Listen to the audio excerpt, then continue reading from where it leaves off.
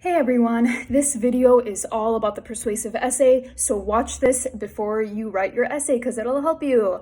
So I'm going to first start off talking about what the prompt is for the persuasive essay, and then I'll go into what the purpose is, who your audience is, how your tone of voice should sound like in your essay. What else am I going to talk about? The structure, and then I'm going to end it with one thing you should do and one thing you shouldn't do in your persuasive essay. So let's get started with the prompt. This is a prompt that I made up for the persuasive essay. So if you take another English class with another English professor, most likely they're not going to use the same exact prompt because they didn't come up with it. I did. So here's my prompt, and I'm going to read what I wrote.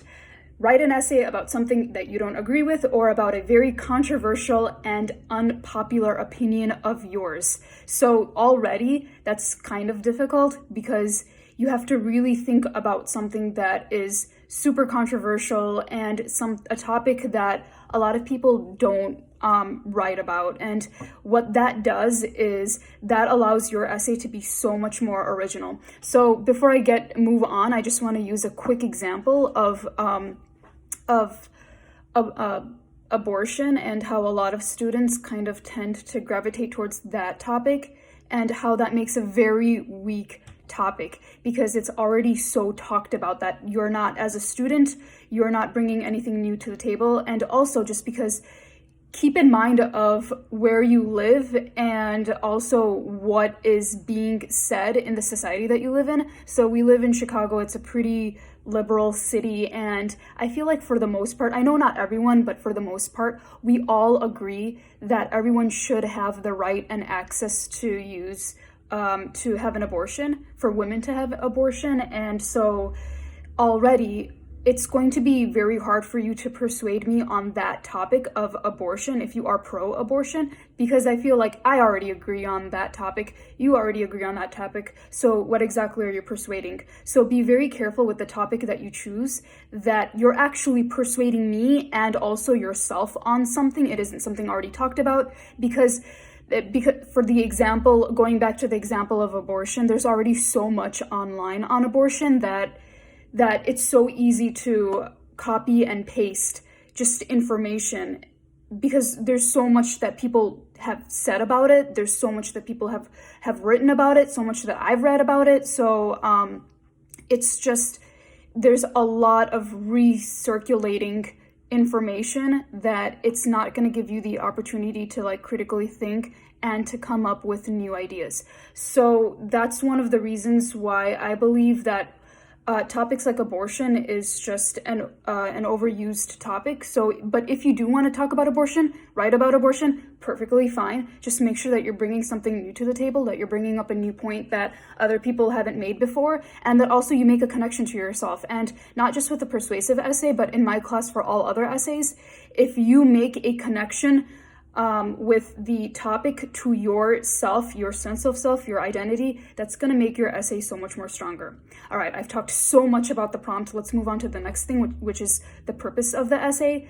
And it's simply to persuade. And what I specifically want you guys to, how I want you guys to persuade is to persuade from the opposite viewpoint. So I want you to go into the mind of someone that you do not agree with and try to persuade me on that topic in a place where you normally aren't,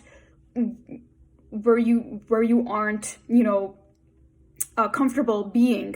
And so that does so many different things, like cognitively to you as a student, where already by choosing a topic that you don't agree with, you're challenging yourself to look at things from a different perspective. And then on top of that, you have to write about that. And then on top of that, you really have to sell it to me. You really have to persuade it to me. So that is the purpose, that you have this really nasty is a really weird word, but a controversial and unpopular, something that's sensational sort of topic that you don't agree with, and you really have to sell it to me. So that's what the purpose is.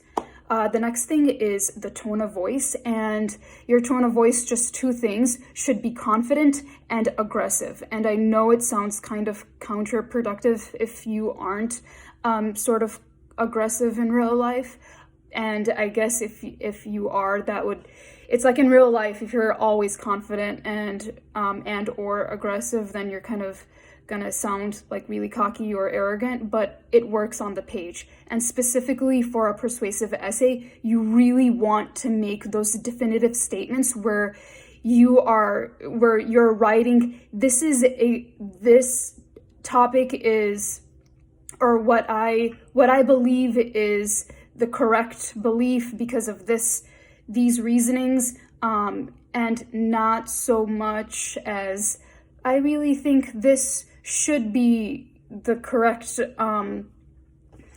the correct like opinion that people have, or this could be potentially a good law that people support. Kind of like avoid that really weak and wishy-washy language, because that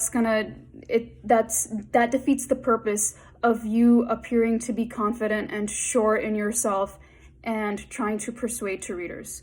Okay, the next thing after tone of voice is just be aware of your audience and assume that your audience doesn't know anything about the topic. So really make sure that you give the context and background information on your topic, but also delve deep into it and assume that they are capable, or just to know that they are capable of understanding your topic on a very complex level and that they'll be able to understand. So again, assume your child is like a 5-year-old kid who doesn't know anything, and really break it down simply so they understand, but also think of them as super intelligent, so you can really go deeply into the topic and get really complex and look at how nuanced the topic is, or your argument, or whatever topic you're trying to persuade me on, and just to know that there's a duality of making sure that your reader doesn't know anything but is capable of understanding everything that you give to them.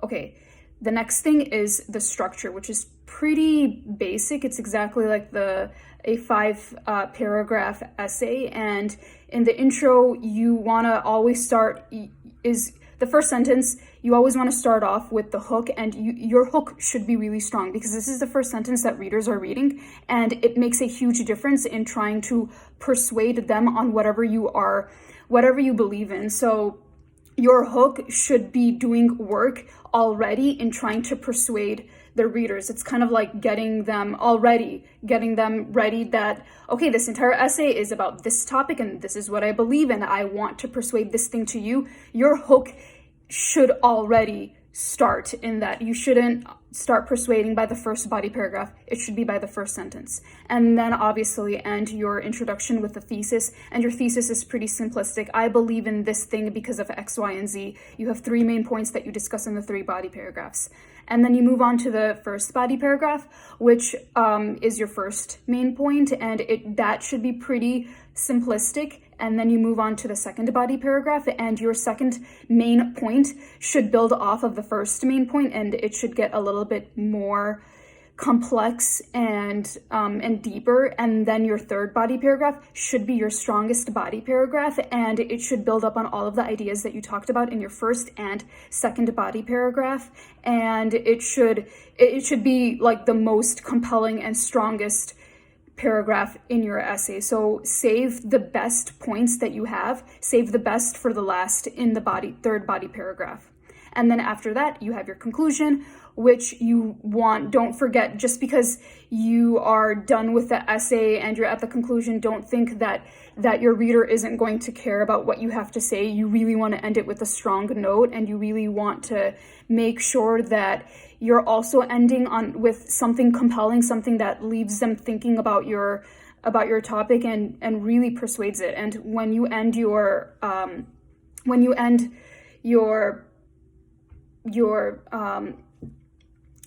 conclusion, end it with something that will stay in the reader's mind and will allow them to think about the thing that you said. So I feel like those are the best endings, where I read something and I'm kind of like still kind of mulling it over and letting that idea marinate in my mind. I feel like that's kind of like the best ending. Okay, so to end this video, just one thing that you should not do in an essay and one thing you should do. So one thing you shouldn't do is use prescriptive language, which is telling your reader what they should think and what they should do. And the best way of using prescriptive language is using second person. So second person is basically using you. So you should do this, you should believe in that. This is what is best for you. As the reader doesn't want to hear that from the writer, and it's not your job as the writer to tell that to the reader. It doesn't create a wholesome relationship between the reader and the writer. You don't want to look down. The writer does not want to look down on the reader. And so just respect your reader, and don't make it prescriptive. Okay, the last thing that I have for you guys for what makes a successful persuasive essay is critical thinking. So after I finish reading your essay, I should be able to see that you were thinking throughout your essay, and I should end it with 3 words, which is, I get it. So even if I'm hoping that you have persuaded me on whatever your topic is, but assuming that it's super controversial and unpopular, even if I don't agree with what you are saying, I should be just like, yeah, I get it. I get what you're trying to say. And if you've done that, then know that that's pretty successful.